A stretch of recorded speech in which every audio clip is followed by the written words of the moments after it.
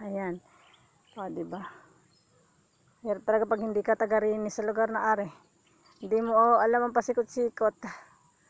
Ayun. Hindi naman ako lumapit sa sa barangay. Sa barangay. Ayan. O, ay, tayo ng kalabaw. Ayan. O, ayun. Ayan na ang view. Cam-view.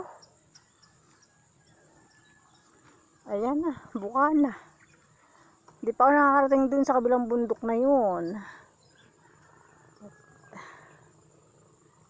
Ayan.